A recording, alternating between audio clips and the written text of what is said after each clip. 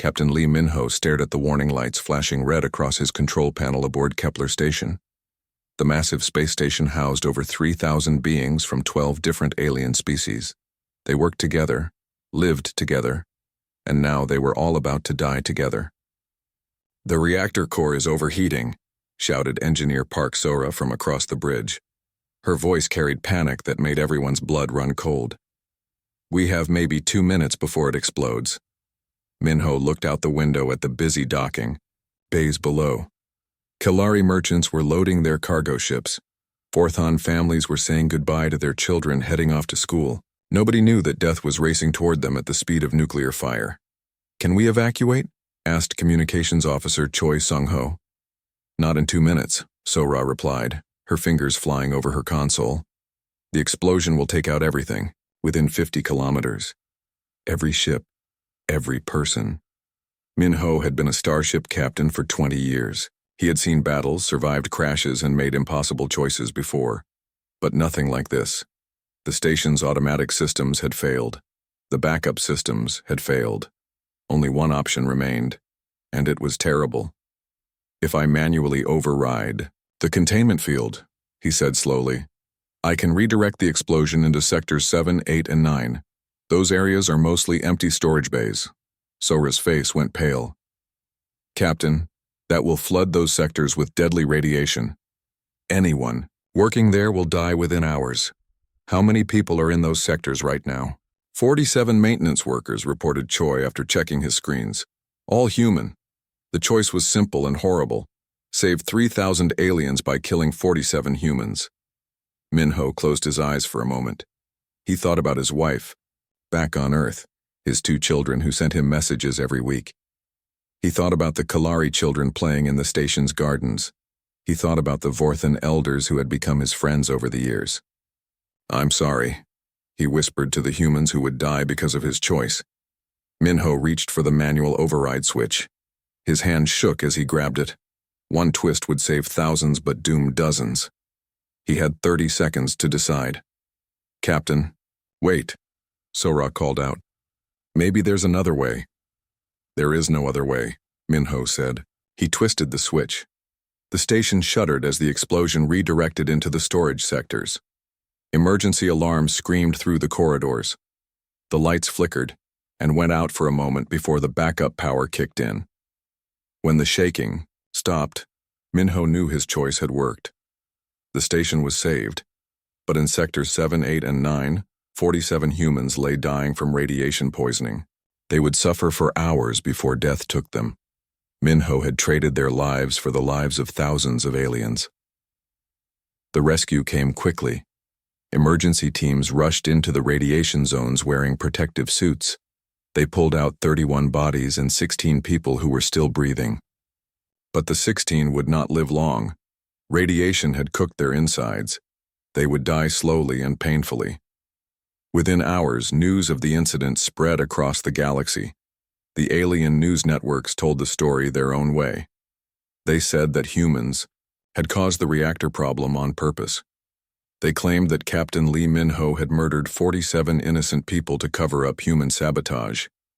"The humans planned this," declared Kalari Senator Vex Thor on the evening news. "They wanted to test their new weapon on our people. When their plan failed, they killed their own people to hide the evidence." The truth did not matter. Evidence did not matter. Video recordings of the accident were ignored. Expert testimony was dismissed. The alien governments had made up their minds. Humans were dangerous. Humans were violent. Humans could not be trusted. The Galactic Confederation held an emergency session. Representatives from 200 worlds gathered to discuss the human problem. The debate lasted 3 days. The conclusion was swift and final. "Humanity is expelled from the Confederation," announced the speaker. "All human colonies will lose their protected status. All trade agreements are canceled. All technology sharing programs are ended. Humans are banned from entering Confederation space." Back on Kepler Station, Captain Lee Min-ho sat alone in his quarters. He had saved 3,000 lives and lost 47. He had prevented a disaster and caused a war. His choice had doomed his entire species. The evacuation orders came within a week. Every human on Kepler Station had to leave. Ships arrived to take them back to human space. As Minho packed his belongings, he found a letter from the families of the dead maintenance workers. "Thank you for saving the station," it read. "Our loved ones died as heroes. We do not blame you for the choice you had to make." But the rest of the galaxy did blame him, and they would make humanity pay for his decision for generations to come. Minho took one last look at the bustling alien city outside his window. Children were playing in the gardens again. Merchants were trading in the markets. Life had returned to normal for everyone except humanity. He had saved them all. And in return, they had cast his people into the darkness between stars. Admiral Kim Taemin stood in the command center of Earth's largest military base, staring at reports that made his stomach turn. 43 human colonies had gone dark in the past month. Supply ships were being turned away at every port. Children were starving on distant worlds while alien merchants flew past their desperate signals. "For help. Sir, we just lost contact with New Sol Colony," reported Captain Yoon Da-hee. Her voice was steady, but her hands shook as she handed him the data pad. "That's 15,000 people. Their food supplies ran out 3 days ago." Kim rubbed his tired eyes. He had not slept in 72 hours. Every time he closed his eyes, he saw the faces of human children begging for food that would never come. The Confederation had not just expelled humanity from their organization, they had sentenced millions of innocent people to death. "What about the emergency supply run to Harmony Station?" he asked. "Blocked by Kalari patrol ships," replied Lieutenant Jang Soo-jin from her communications desk. "They say any human vessel entering that sector will be destroyed on sight." Kim walked to the large window overlooking Earth's capital city. Even here, on humanity's homeworld, people were scared. Alien tourists had stopped coming. Trade had collapsed. Unemployment was rising as factories that made goods for alien markets shut down one by one. "Admiral, there's something else," Da-hee said quietly. "We're getting reports from the outer colonies. Some of our people are changing." Kim turned around. "What do you mean?" "The colonists on Titan base have modified themselves with cybernetic implants to survive without regular supply drops. The miners on Asteroid Station 7 have altered their lungs to breathe recycled air for months at a time. They're doing whatever it takes to stay alive." This was what the Confederation had done to them. They had forced humanity to become something different, something harder. Kim had seen the medical reports. Humans were adapting to survive in places no normal person could live. They were changing themselves piece by piece into something new. "Sir, we have an incoming message from President Park," announced the communications officer. Kim accepted the call. President Park Ji-hoon appeared on the main screen, looking older than his 50 years. Behind him, Kim could see the empty halls of the government building. Half the staff had been sent home because there was no money to pay them. "Admiral, I've made a decision," Park said. "We're implementing Operation Dark Sky." Kim felt his heart skip a beat. Operation Dark Sky was their most secret plan. It meant complete withdrawal from known space. It meant abandoning everything they had built in the galaxy and disappearing into the unknown regions beyond the rim. "Sir, are you certain?" Kim asked. "Once we do this, there's no going back." "Look around you, Admiral," Park replied. "We're already past the point of no return. The galaxy wants us gone. Let's give them what they want." Within hours, the evacuation began. Every human ship, from massive cargo haulers to tiny personal transports, received the same message. "Pack only what you can carry. Leave everything else behind. Head for the coordinates beyond charted space." Captain Choi Min-woo was only 8 years old when his family boarded the evacuation ship New Hope. He pressed his face against the small window as Earth grew smaller behind them. His mother, Dr. Lee So-young, held him close as they joined the massive fleet of human ships heading into the unknown. "Where are we going, Mom?" Min-woo asked. "Somewhere safe," she replied. But her eyes were full of tears because she knew they were heading into danger, not safety. The journey took months. The human fleet stopped at empty star systems where no alien had ever been. They found worlds without names, moons without atmosphere, asteroid fields that had never seen a ship. These became their new homes. Some families settled on rogue planets that drifted through space without a sun. They built underground cities powered by geothermal energy. Others made their homes in hollowed-out asteroids, living in zero gravity and learning to work in the cold vacuum of space. Young Minwoo grew up in Asteroid Base Alpha, where children learned to move through metal tunnels and breathe recycled air. They ate synthetic protein and drank water reclaimed from their own waste. It was nothing like the green parks and blue skies their parents remembered from Earth. "Tell me about the homeworld again," Minwoo would ask his mother. "Earth had oceans so big you couldn't see the other side," So Young would say. "Trees grew everywhere and the air was so clean you could breathe it without filters." But to Minwoo and the other children born in exile, these stories sounded like fairy tales.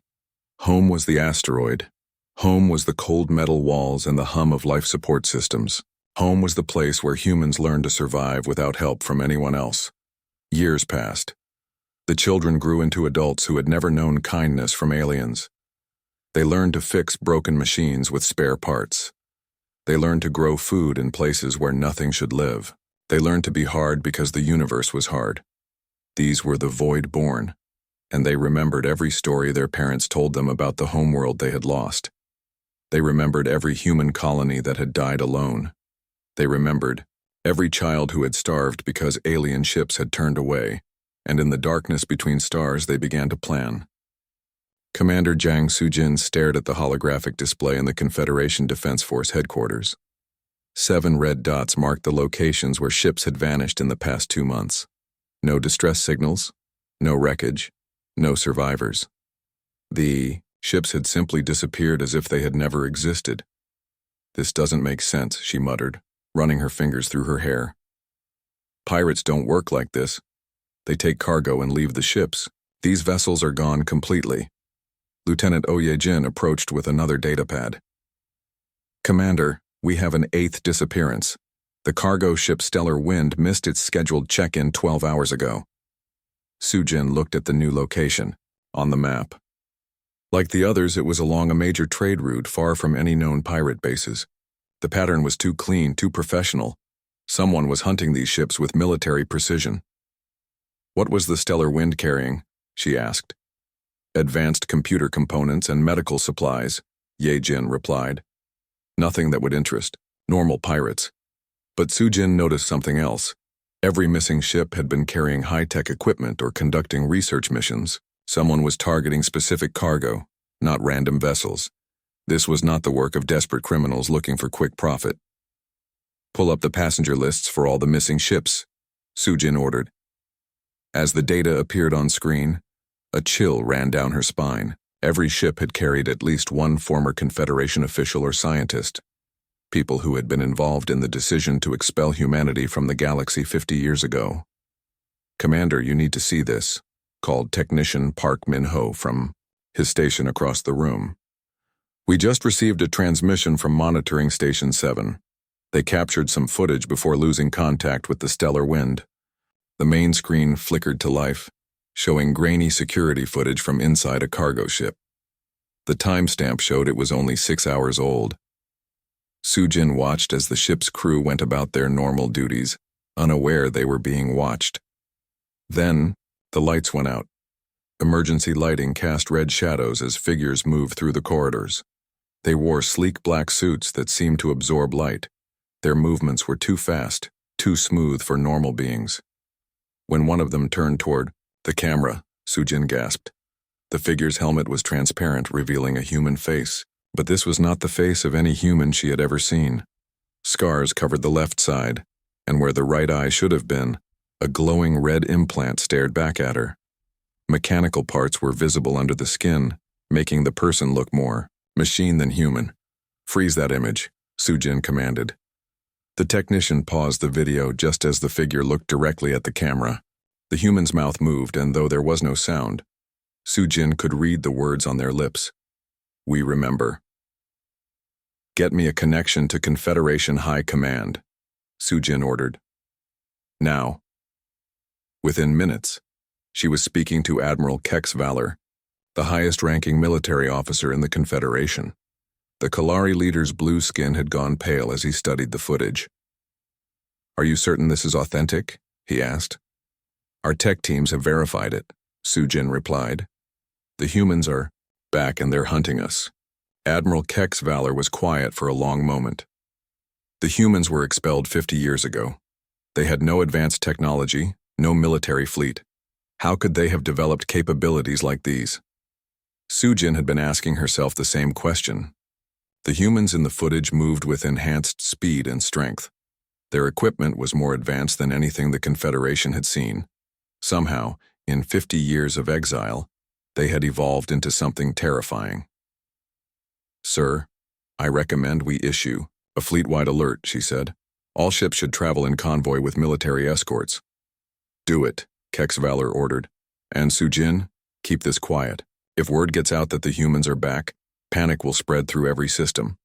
But it was already too late for secrecy. 3 days later, the luxury liner Celestial Dawn vanished with 3,000 passengers aboard. This time, there were witnesses. A nearby research station recorded the entire attack. Dr. Nam So-young was working late in her laboratory when the emergency alarms began screaming. She ran to the observation deck just in time to see something impossible. Ships, unlike anything in the Confederation database, were surrounding the passenger liner. They moved like living creatures flowing through space with unnatural grace. "Record everything," she ordered her assistant. "The Confederation needs to see this." The attack lasted only minutes. Boarding pods attached to the luxury liner like parasites. Through the liner's windows, Dr. Nam could see figures in black suits moving through the corridors. They were not killing randomly. They were looking for specific people. Then came the transmission that made her blood freeze. A human voice, distorted by mechanical enhancement, broadcast on all frequencies. "Senator Vex Thor, Captain Quinn Mata, Administrator Zalrek, we know you are aboard. We have come to collect what you owe." Those were the names of 3 Confederation officials who had voted to expel humanity 50 years ago. The humans had not forgotten. They had kept a list, and now they were working through it. When the attack ended, the mysterious ships vanished as quickly as they had appeared. The Celestial Dawn was left drifting in space, its lights flickering. Rescue teams found most of the passengers alive but traumatized. However, the 3 officials were gone, along with anyone who had tried to protect them. Word spread quickly through Confederation space despite attempts to keep it secret. Humanity had returned, and they were not the same species that had been cast out decades ago. They had become something else entirely, something that lived in the shadows between stars and remembered every wrong that had been done to them. The nightmare had begun. Admiral Kim Taemin floated in the zero-gravity command center of his flagship, the Void Reaper. Half of his body had been replaced with mechanical parts over the 50 years of exile. His left arm was completely artificial, designed to interface directly with his ship's systems. Where his right eye had once been, a glowing red implant now tracked multiple data streams at once. "Target acquired," reported Captain Park Ji-hoon from the tactical station. His voice came through speakers implanted in his throat after a mining accident had damaged his vocal cords 20 years ago. "Nexus Prime Research Station, 15,000. Personnel heavy defenses."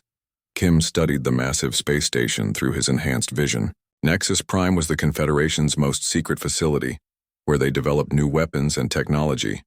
More importantly, it was where they had been reverse engineering human technology salvaged from abandoned colonies. "They've been using our own inventions against us," Kim said, his mechanical voice cold as space itself. "Time to take them back." The human fleet surrounding Nexus Prime was unlike anything the galaxy had ever seen. Ships built from asteroid metal and powered by contained black holes moved through space like hunting predators. Their hulls absorbed scanner beams, making them nearly invisible until they chose to reveal themselves. Lieutenant Nam So-young led the boarding party aboard the assault ship Dark Promise.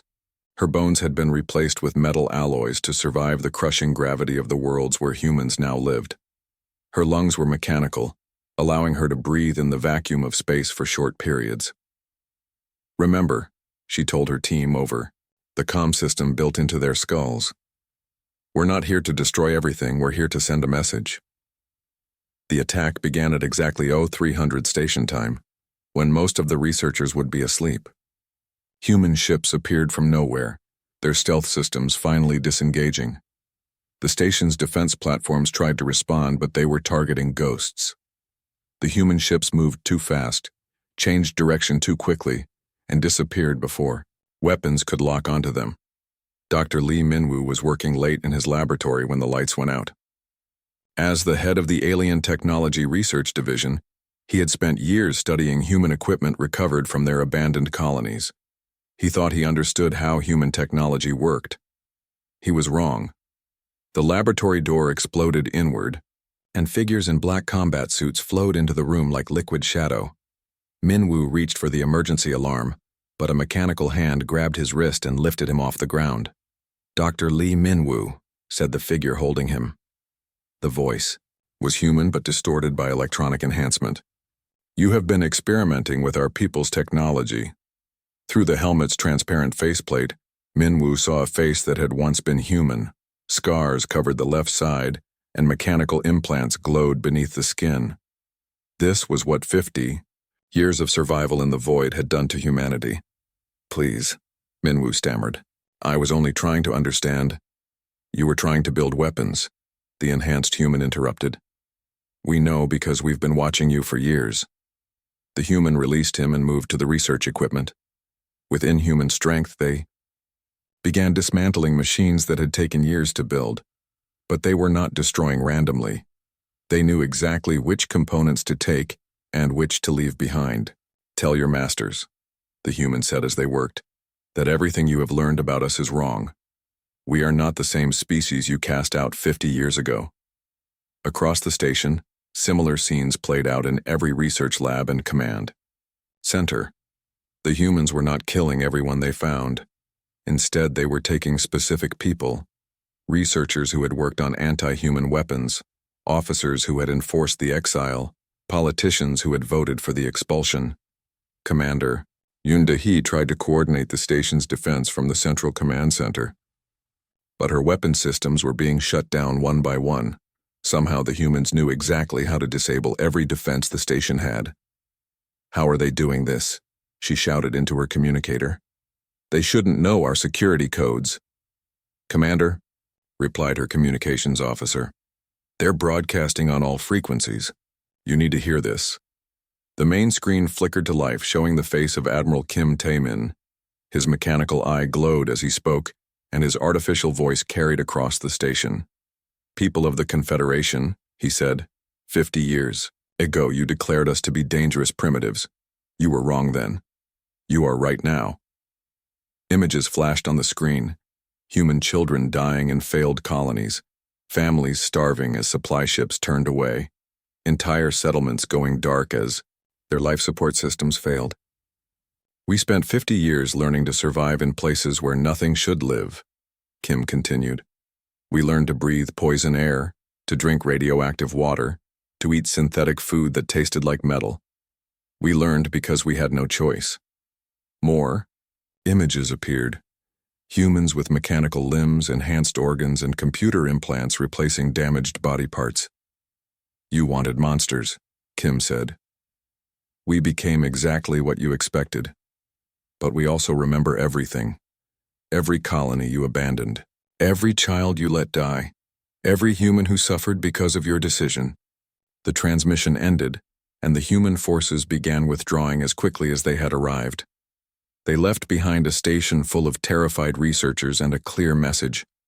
Humanity had returned, and they were no longer the weak species that had been cast out decades ago.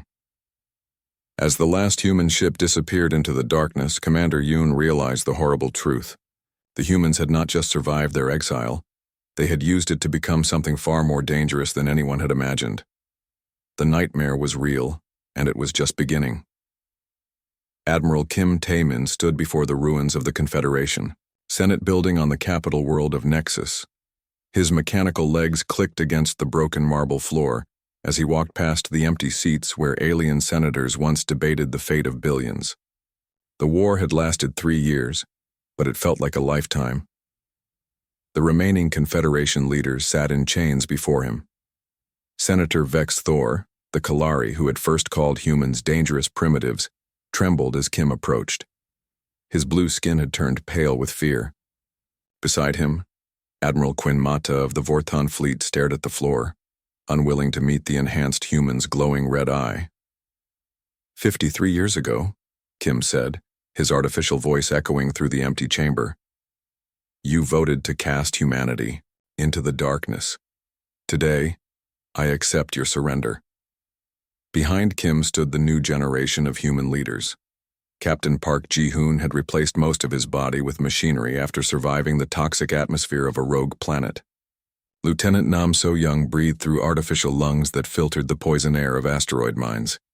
These were the Void-born, humans who had never known the green worlds their parents remembered.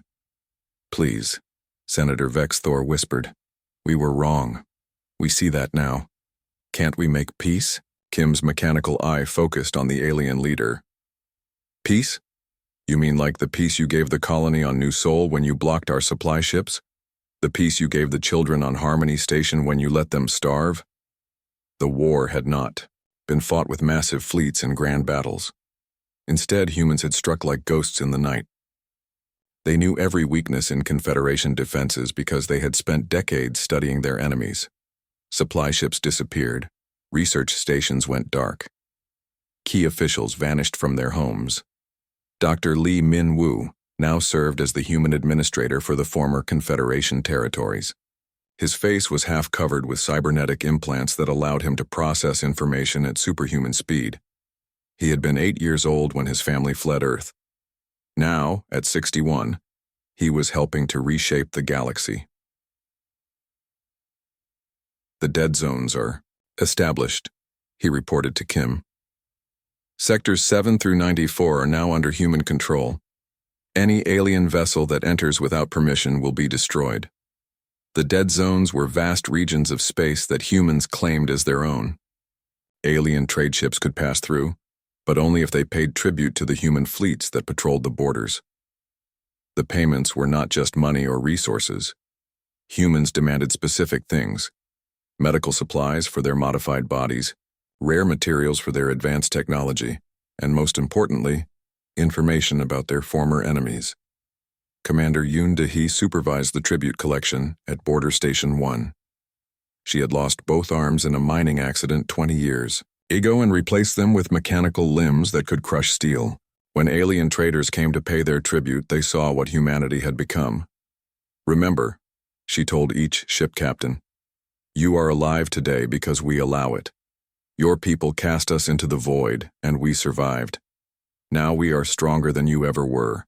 The psychological warfare was deliberate. Humans wanted the galaxy to fear them. They broadcast stories of human children raised in asteroid mines, of families who had learned to live in the vacuum of space, of people who had replaced so much, of their bodies with machinery that they were barely recognizable as their original species. Captain Choi Min-woo patrolled the outer borders in his ship, the Void Hunter. He had been born in space and had never seen a natural world. His bones were metal, his blood was synthetic, and his heart was a machine that never tired. To him, the cold darkness between stars was home. Contact on scanner, reported his navigator, Lieutenant Jang Soo-jin. Kalari merchant vessel requesting safe passage. Send the standard message, Min-woo ordered. Pay the tribute or turn back. The tribute system had changed the balance of power in the galaxy. Alien civilizations that had once controlled interstellar trade now had to beg for permission to travel through space. The humans did not want to rule the galaxy directly. They wanted something more valuable. They wanted to be feared. On distant worlds, alien parents told their children stories about the void wraiths. They said that humans lived in the darkness between stars, that they could survive anywhere, and that they remembered every wrong that had been done to them. These stories were not myths. They were warnings. In the former human colonies, now called memorial sites, alien visitors could see monuments to the dead. Names of every human who had died during the exile were carved into black metal walls. The Maeder message was clear. Humanity remembered everything and they would never forgive. Young humans like Ensign Han Yerim were still being born in the asteroid bases and space stations that had become their new homes. They grew up hearing stories of Earth's blue skies and green forests, but to them, these were fairy tales. Reality was the cold metal corridors of space habitats and the constant hum of life support systems. "Will we ever go home?" Yerim asked. Her grandmother, Dr. Osora, the old woman, one of the last humans to remember Earth before the exile, shook her head. "Home is not a place, child. Home is where your people are. And our people are here now in the darkness between stars." The galaxy had wanted humanity gone. Now they had their wish. But the price was eternal fear of the monsters they had created in the void.